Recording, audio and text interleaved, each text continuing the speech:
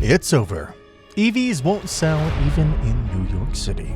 It's becoming clear that the electric vehicle hype train is losing steam, even in a place like New York City, where you'd expect these so-called green machines to take off. The EV industry is in trouble. Big trouble. Startups like Fisker are floundering with weak sales, production delays, and layoffs. Even the mighty Tesla, once the poster child for EVs, is stumbling with disappointing car deliveries and a growing list of complaints about its newer models. If EVs can't make it to New York City, where the push for sustainability is relentless, maybe it's time to admit that the electric dream is fizzling out. Here are some of the reasons why EVs are not selling in New York City. Consumer concerns. Consumers are waking up to the harsh realities of owning an EV, and it's no surprise that concerns are mounting. High prices are a major sticking point. No matter how much the industry tries to sugarcoat it, EVs are simply out of reach for the average consumer. People are starting to question whether shelling out tens of thousands of dollars for a vehicle that might not hold its value is really worth it. And then there's the elephant in the room: battery longevity. EV batteries are notorious for the limited lifespan and expensive replacements. What good is a sleek, futuristic car if its heart, or better put, the battery, fails prematurely, leaving owners with a hefty repair bill? And let's not forget the charging network, which is supposed to be the backbone of the EV revolution. But in reality, it's more like a crumbling bridge. The infrastructure just isn't there to support widespread EV adoption, especially in a city like New York, where space is at a premium and fast, reliable charging stations are few and far between. Imagine the frustration of driving around in circles, desperately searching for a working charger, only to end up stranded. This is the nightmare that many potential EV buyers are trying to avoid, and it's a big reason why EV sales are stalling. The hype around electric vehicles is beginning to fade, and more consumers are realizing that the promises of a seamless green future are just that: promises, and not reality. Infrastructure challenges in cities. New York City is often portrayed as a forward-thinking, eco-conscious metropolis, where new trends take root and flourish.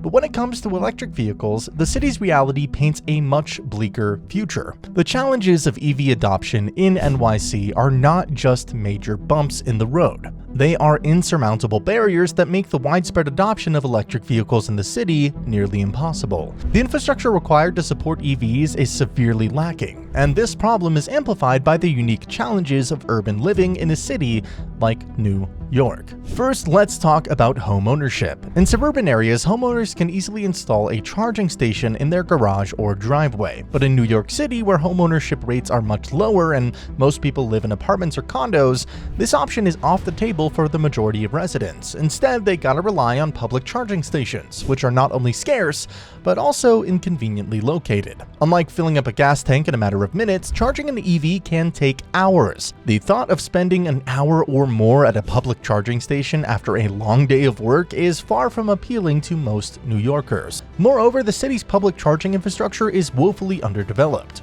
Despite the push for more EVs, there simply aren't enough charging stations to meet the needs of a growing electric fleet. And even where charging stations do exist, they are often plagued by issues like long wait times, malfunctioning equipment, or high usage fees. This isn't just a minor inconvenience, it's a significant barrier that discourages potential EV buyers from making the switch. The prospect of having to constantly battle for a charging spot or deal with unreliable equipment is enough to make anyone think twice about buying an EV. Another critical issue is the cost. New York City is already one of the most expensive places to live, and the additional costs associated with owning an EV only add to the financial burden.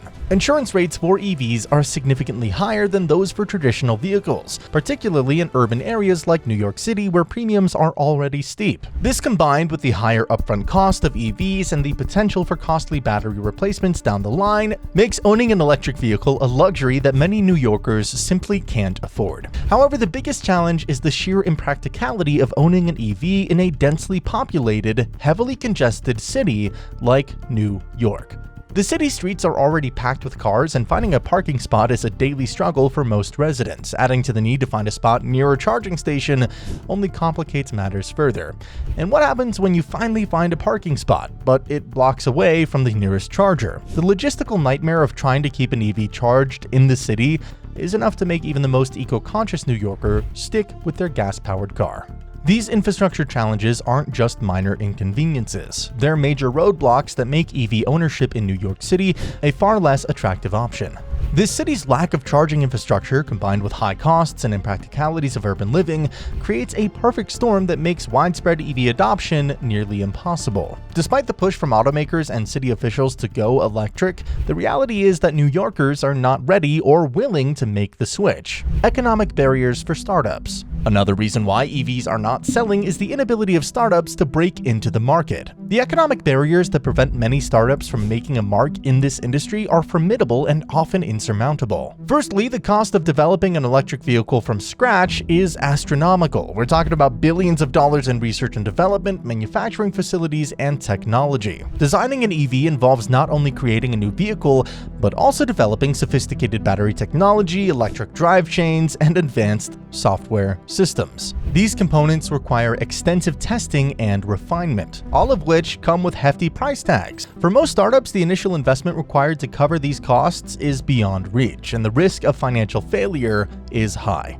Then there's the challenge of scaling up production. Once a startup has developed a prototype, it must build and maintain a manufacturing facility capable of producing vehicles at scale. This involves significant capital investment in machinery, assembly lines, and quality control processes. For new companies, finding the funds to establish and operate a production facility is a daunting task. Many startups find themselves struggling to secure the necessary financing, and without it, they're unable to move beyond the prototype stage. Another major hurdle is navigating the regulatory landscape. The automotive industry is heavily regulated, with strict standards for safety, emissions, and performance. Complying with these regulations requires additional investment in testing and certification processes. Startups must ensure that their vehicles meet all the necessary standards before they can hit the market, adding another layer of cost and complexity to an already challenging endeavor.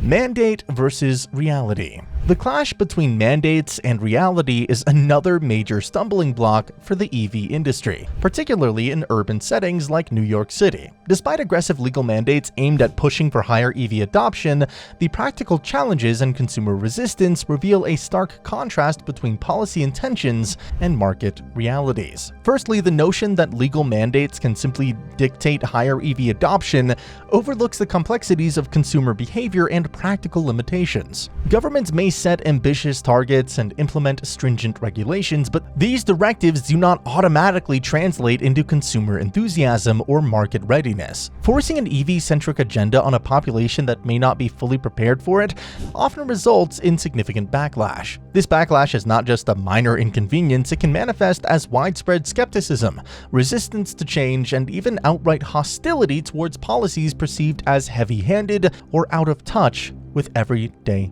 realities. In New York City, the challenges are particularly pronounced. Despite legal pushes, the practical difficulties of EV ownership in such a densely populated urban environment are formidable. Lower home ownership rates mean fewer private garages where residents can install charging stations. The lack of sufficient public charging infrastructure worsens this issue, making it impractical for many city dwellers to own and operate an electric vehicle. Additionally, high insurance costs for EVs can further discourage potential buyers, adding to the financial strain of adopting a new technology that may still be seen as unreliable or experimental. The mismatch between mandates and reality also highlights a broader issue: the disconnect between policymakers and the practical needs of everyday people. Laws and regulations that look good on paper often fail to account for the nuances of real-world implementation.